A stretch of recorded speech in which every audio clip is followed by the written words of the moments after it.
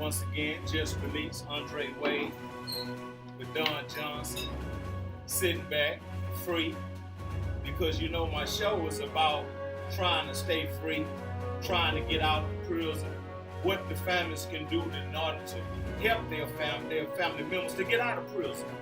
So today we are just speaking out, talking about some things that took place in our lives, trying to get help and to get our lives straight, get our lives together. Because I'm also is a convicted felony that was wrongfully convicted. Don Johnson, wrongfully convicted. We speaking out, and it's just all God. I just give it all to God because the man, I don't know him. He did 27 years. I did 28, and I don't even know him. But we met today. His family allowed us to come into their home and make this video. It might not be a Steve Harvey video, but it's a just released video. We're sitting back in AC, smelling fried chicken. Yeah, they ain't eating fried chicken in prison, so you better not go. You better go and try to stay out here and eat this fried chicken, because they only eat fried chicken on Thanksgiving and Christmas. But I pray that in some way that the viewers that's watching the show just get something out of it. Like I always say, if you're just laughing about it, that's all right. But we're gonna speak out and not be afraid to tell the people what's going on in the state of Texas. So if you watch this show tonight and you know anybody that can help Don Johnson, that can help Andre Wade in fighting his cases, our cases, because we was wrongfully convicted, we'll be well appreciated. So, you know, or ex-con, when they go through something, or even a person that's inside the walls of confinement, they going through something. They're going through something that ain't gonna never leave. It's gonna always be a part of it. But through the grace of God, we don't have to relive it, but we have to deal with it. And I was going to end the show, but continuing to talk to Don, and I want to let you know something that you know I'm out of Harm Clark. I'm about that 2700 block, but Don is out of Harm Clark also. And I want y'all to hear some of the things that took place to Don, because what took place with Don didn't take place with Andre. So I'm gonna give him some time to just reflect on what took place to him at the beginning of his sentence, at the beginning of his court trial, at the beginning of his arrest. Come on, Don. When I went to court on my case, man, I beat my case. Okay, judge sent me back to my house, to my holding cell in the county, Harris County, and the laws came in there and told me about a week later. They come in there and told me they put me on the chain. I said, man, I beat my case, man. So I showed him my indictments. He said, that don't mean shit. You still finna get your ass on the TDC bus. So all the inmates in there, they said, man, fuck you. You can't do that. So I told him, calm down, man. Y'all go home to y'all family. He said, if you refuse it, we gonna come in and get your ass anyway. I said, nah, y'all ain't got to do all that, man. So I lived with him. When I got down there to Huntsville, they had jumped on me. Okay, beat me down with sticks, ran in my cell, beat me down. Then after that, I healed up. They sent me to my Cofield unit. Cofield unit, they were jumping on me now. So finally, they got out for me for a little while. And then in 92, the dude told me that I can appeal my case. So I appealed my case with a lawyer. Her name was Patricia Simmons. And she beat my case on appeal. Okay, she came in to let me know I beat my case. This is in 94. She beat my case. Okay, and when she told me this, the laws came in behind her, by 50 deep. They got guns on them. They got the sticks. They tell me, say, man, what the hell you doing in there? They talking to Miss Patricia. So she said, I'm a power of attorney. I had a right to come in here on my client and visit him and let him know he's a free man. So they told her, nah, you got to get the hell up out of here. So I told her, man, y'all don't harm her, man. So they told her, come on. They escorted out the building. Okay? So they told me, they said, man, we got to shut you down. because you ain't going nowhere. So they pulled their guns and shot me in the head, shot me down. So I'm laying down dead. Hold up, Don. Where they shot you at? And all over I'm talking about not in your body. Where did this take place, the shoot? Where did the shooting take place? This took place in Cofield at the trustee camp. So on 19 Dome. So you mean to tell me that you got shot on the dome? That's right. On the unit. Yes, sir. And you was taken to John C. That's right. That's where they took you to John Yes, C. sir. They life flighted you. Yeah, the helicopter. And these things is documented. Yes, sir. Yes, sir. See, because even the ex-con as myself, this story is unbelievable. This story is unbelievable to the viewers. So right now we want to know is what took place. What took place when you went to John Seeley? What did they do to you when you went to John Seeley? They had me strapped up, wrapped up in bandages all over my head, and they had me leaning over the bed with some straps holding me. And the doctors was talking to me. I could hear them, but I was real weak. The doctors told me, man, you gonna make it, man. So just hang in there, you gonna make it. And they told me later they had Bush. Bush had military soldiers came and was on East Elevator.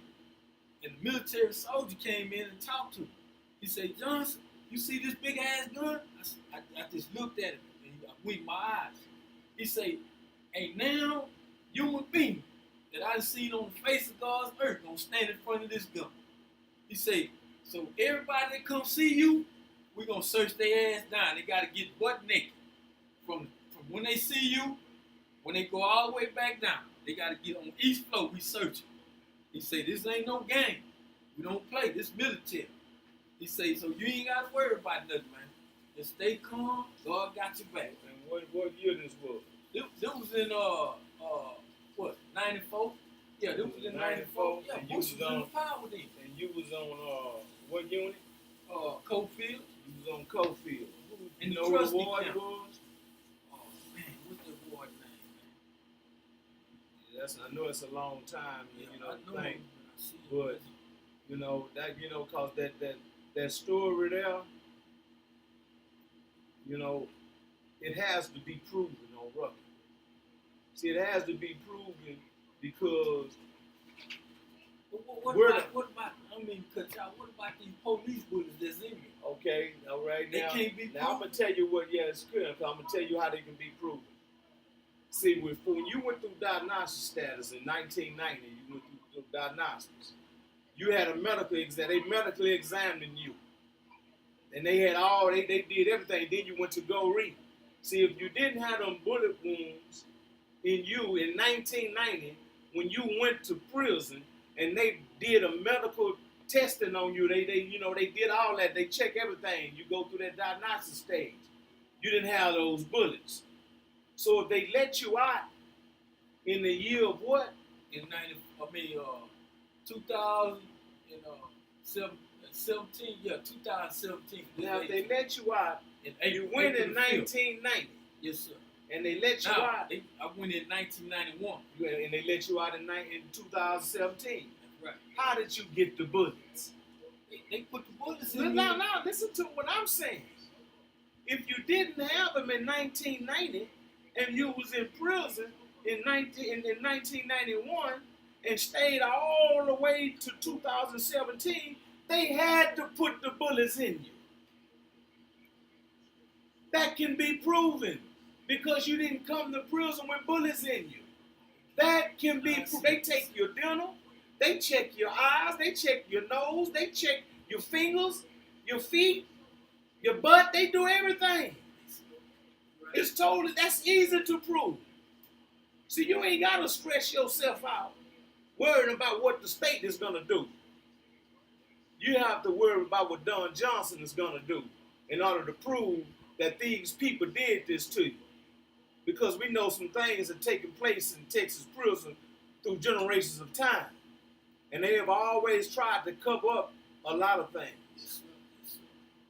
Correct. So if you went into prison, remember I told you, if you went into prison in 1991 and didn't get out to 217 and with no bullets, how did you get the bullets in between now? Anywhere between them years, how did you get them bullets if you didn't get shot in the fields? If you didn't get shot trying to escape? How did you get them bullets? So I have to take your story with merits. I got to give it some merits. But we're going to have some viewers that might not. But it can be proven. This can be proven. This can be proven by your medical records. And your medical records you can get. You can get your medical records from the time that you came into prison until you left. And when you go to see your PO, you tell her, ask them, I rephrase that, ask them, what do you have to do in order to get your medical records from prison? Ask them what you have to do to get your medical records. Because it doesn't matter about anything else. See, if you beat your case in court of law, that's on record. And what year and what time they overturned it, that's on record. That can be proven. And if you got shot while being incarcerated and they tried to hide it, then that can be proven because you're still walking around with the bullets in you. So I want to thank you, brother. I want to thank you for sharing what you done shared with me. But we ain't going to let this be the last day. We're going to do it another day. Because this is what this is about. This is just releasing. This is about offenders that's done been through some things and still going through some things. And so if I can find people that's willing to speak out like you, then hey, man, we got listeners. We got some good listeners. And we got some listeners that might not want to listen to what we talking about. But we're going to speak out. And don't be afraid to speak out that of something that done took place in your life. Because you had to do the 27 years, not nobody else. So I want to thank you, brother, man. And I want to thank the viewers. And once again, this is just released. Sitting back, free. Because you know my show is about trying to stay free, trying to get out the prison, what the families can do in order to help their family members to get out of prison. So today, we are just speaking out, talking about some things that took place in our lives, trying to get help and to get our lives straight, get our lives together, because I'm also is a convicted felony that was wrongfully convicted. Don Johnson, wrongfully convicted. We speaking out.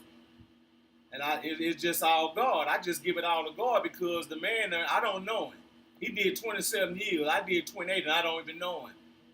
But we met today. His family allowed us to come into their home and make this video. It might not be a Steve Harvey video, but it's a just released video. We're sitting back in AC, smelling fried chicken. Yeah, they ain't eating fried chicken in prison, so you better not go. You better go in and try to stay out here and eat this fried chicken because they only eat fried chicken on Thanksgiving and Christmas.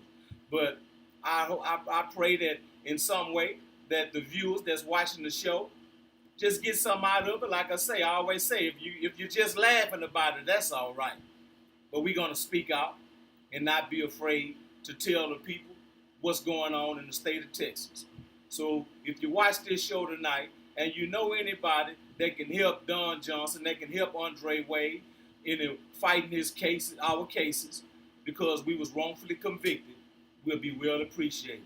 So thank you for watching Just Release Andre Wade. What y'all think? Y'all, that was all right?